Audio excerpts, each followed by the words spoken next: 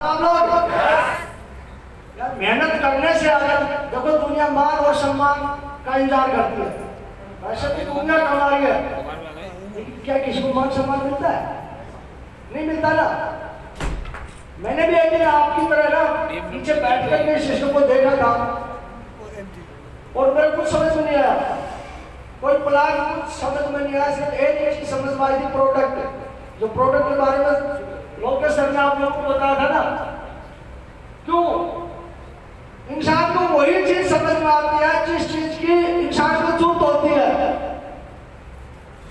मेरा बच्चा बीमार था तो मुझे प्रोडक्ट की जरूरत थी और मैं अपने आप में ये सोचता था कि एमबीबीएस डॉक्टर बड़े होते हैं, लेकिन हमारी पद्धति आयुर्वेद के बारे में मुझे ज्ञान नहीं था उस समय। मैंने भी बोला था कि यार एमबीबीएस डॉक्टर से बच्चा ठीक हो रहा था, आयुर्वेद क्या करेगा, लेकिन करने वाला ऊपर वाला ही होता है। फिर एक दिमाग में बोला नहीं यार चल कर देख लेता हूं। बोला फौजी आदमी आया हुआ है, तो फौजी आदमी फौजी के ऊपर विश्वास करता है। आज तो मेरे गुरु भी हैं, महागुरु रामवीर सिंह के लिए जोरदार तालियां होनी चाहिए। मुझे नहीं पता था कि ये शख्सियत बैठी है। मैं नॉर्मल आदमी समझ करके मौसा मुझे प्रॉब्लम दीजिए, मैं सिर्फ अपने बच्चों को ठीक करूंगा। होगा कि नहीं होगा, क्या होगा मुझे नहीं पता था, पर एक फौजी आदमी और आयुर्वेद के माध्यम से जब बताया तो यार आयुर्वेद में ताकत होती है, ये करके देखते हो चीज को। मैंने 1% विश्वास किया था उस समय, और 1% विश्वास करने के बाद जब बच्चे को मैंने प्रोडक्ट देना शुरू किया और जब बच्चे का रिजल्ट निकल करके आया, तब मुझे अपने आप को कॉन्फिडेंस हुआ कि नहीं यार काम करना चाहिए। जब मैं इतना परेशान था, बच्चा मेरा इतना बीमार रहता था, तो मैं कम से कम पैसे कमाऊं नहीं कमाऊं मैटर अलग है, लेकिन क्या मैं अपने देश में एक जो दुखी इंसान है, क्या मैं उनके घर पर पाऊंगा, क्या मैं उनको ठीक कर पाऊंगा? लेकिन मैं भी आप जैसा था, मुझे भी आयुर्वेद का ज्ञान नहीं था, लेकिन जैसे तैसे साइकिल में घुसा और घुसने के बाद काम करते गए, चलते गए, अपने अपलाइन से पूछते गए भाई आपका अच्छा रास्ता कौन बताएगा? जिस अपलाइन ने आपको ज्वाइन कराया भाई क्या में तो अपने अपलाइन से पूछो ना। हमने हमारे अपलाइन अगर करने से नहीं होता तो शायद इस बिजनेस में मैं आज यहाँ इस स्टेज पे खड़ा होकर नहीं बोलता होता। क्यों? क्योंकि मैं तो फौजी आदमी था, मेरे बारे में कितने लोग जानते हैं? बहुत लोग जानते हो, सारे नहीं है। चलो मैं पहले अपना परिचय दे देता हूँ आपको। मेरा नाम धर्मवीर है और मैं आर्मी से बिलोंग करता हूँ। मैंने 24 साल आर्मी फौज करके आया हूँ और मेरा जोनो डिस्ट्रिक्ट है, जोनो डिस्ट्रिक्ट में 24 साल फौज करते करते इस बिजनेस को मैंने देखा था और काम करने का डिसीजन बनाया मैंने और करते करते चला गया। इस बिजनेस की मैंने पैदल शुरुआत की थी। अपन माँ बाप क्या बोलते, बेटा पढ़ने लिखने नौकरी लग जा, यही बोलते ना। मेरे घर वाले भी यही बोलते, जैसे मेरे 10वीं पास करने बोला बेटा फौज की नौकरी पकड़ ले। क्यों? क्योंकि घर साफ नहीं दे रहा था, मैं भी एक किसान का बच्चा था। जैसे 10वीं पास कर ली, बोला बेटा नौकरी पकड़ ले। अब नौकरी पकड़ू तो मेरे दो चाचा आर्मी में ज्वाइन हो रखे थे, मैंने उनसे पूछ करके मैंने अपनी कोशिश करी और आर्मी में भर्ती हो गया। चलता गया।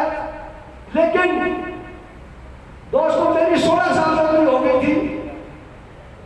तो फौजी आदमी की एक डेफिनेट होता है कि भूखा मर नहीं सकता और तरक्की कर नहीं सकता है।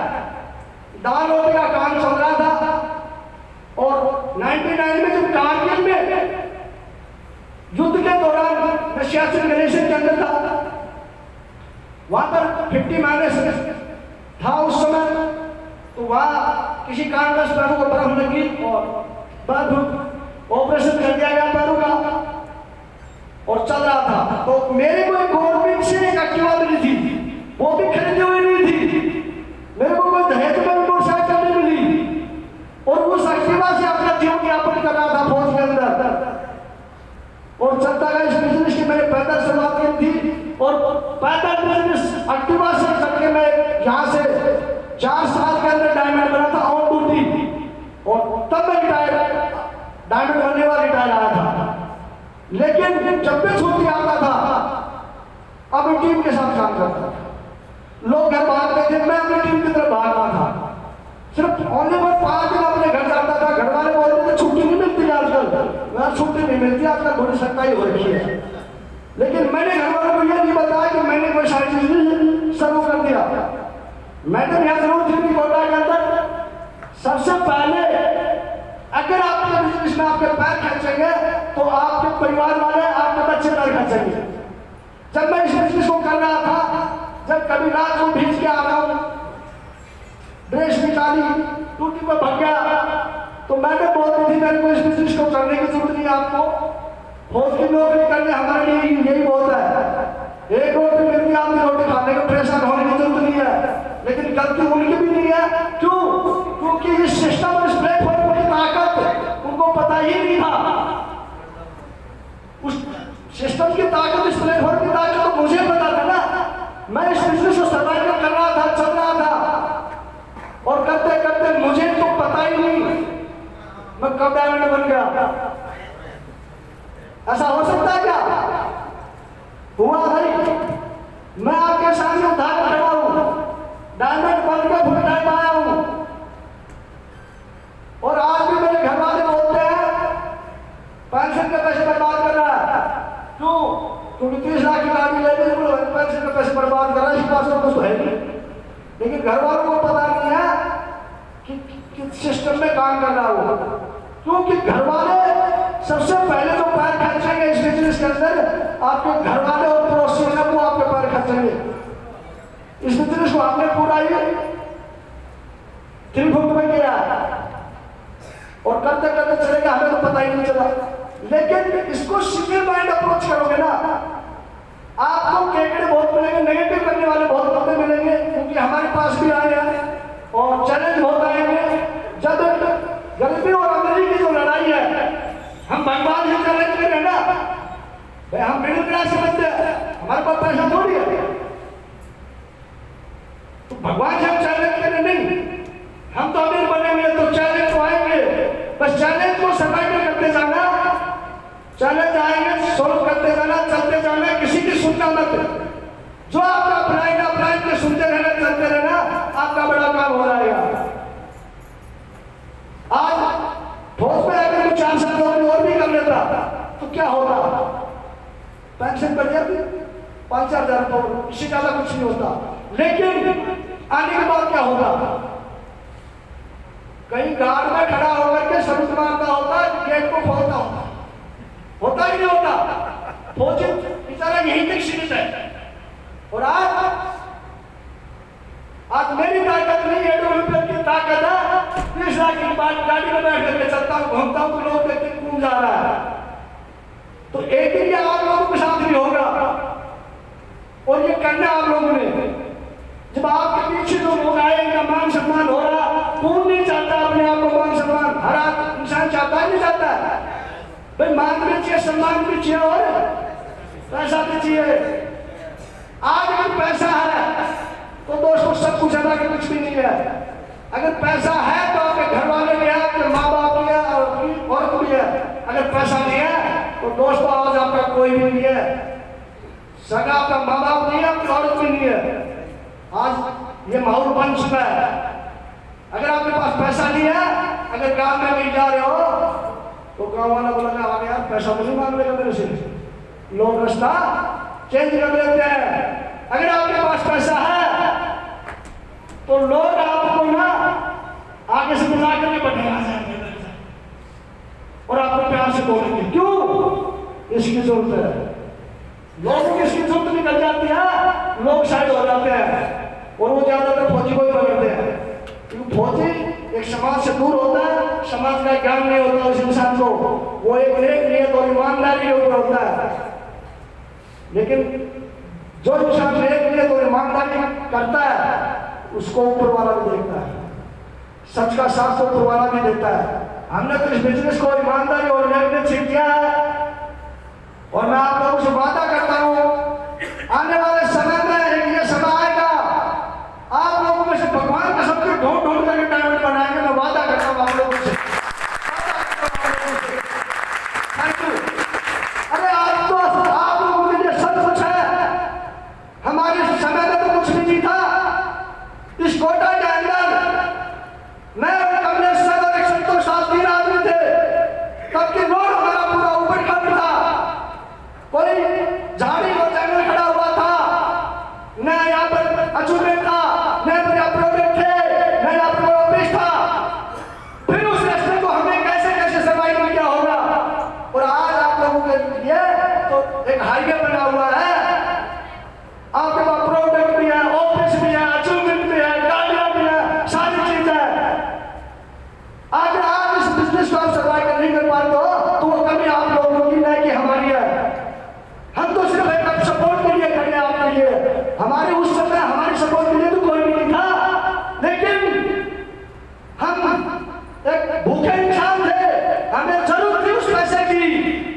हम भगवान से दुआ करते थे कि आने वाले समय में अगर भगवान अपना सबसे फल दे दे तो एक दिन हम पीछे मुड़ करके नहीं देखेंगे, एक दिन अपना परिवार का इतिहास का नाम लिखेंगे। Thank you. तो आप हालांकि मुझे इस बिजनेस करने की जरूरत नहीं है। आपकी गवर्नमेंट मुझे 7,000 का पेंशन देती है। किसी भाई को डाउट है तो मेरा अकाउंट चेक करके जाना।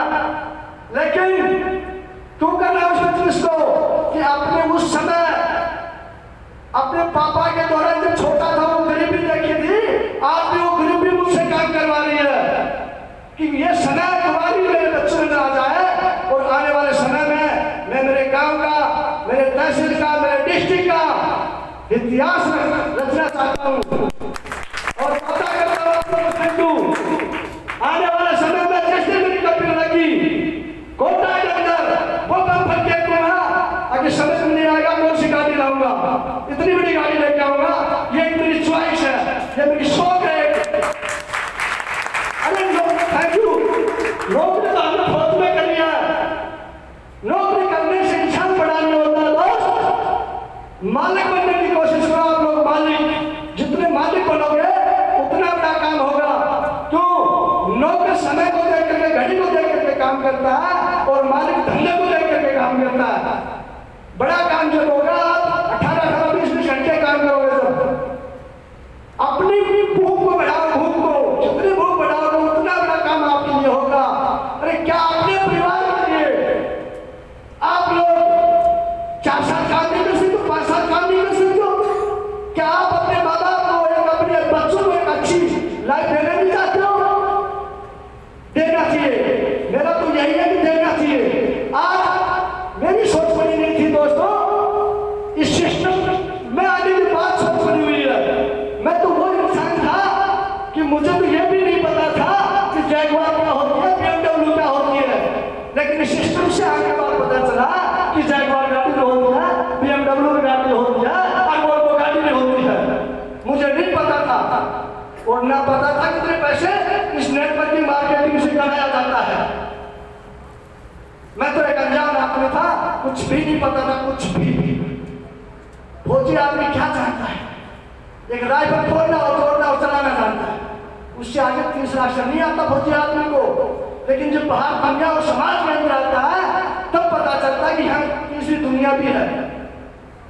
मेरे को तो एक्चुअल में यहाँ आने के बाद ज्ञान हुआ आगे शिव जनता भी है। नहीं तो मैं अपने घर और बच्चों तक समझता हूँ बहुत से।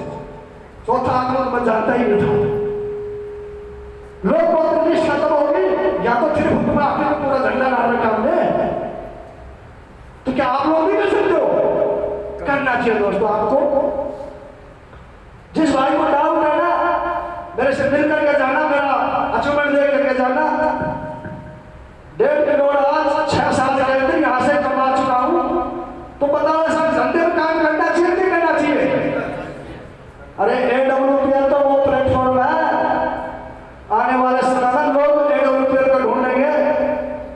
देख लेना यहाँ पे आगे आएगी और लोग लाइन लगाएंगे प्रोडक्ट के लिए। समय आप लोग नहीं मिलोगे, गाँव गाँव में लोग बोल रहे AWPL वाला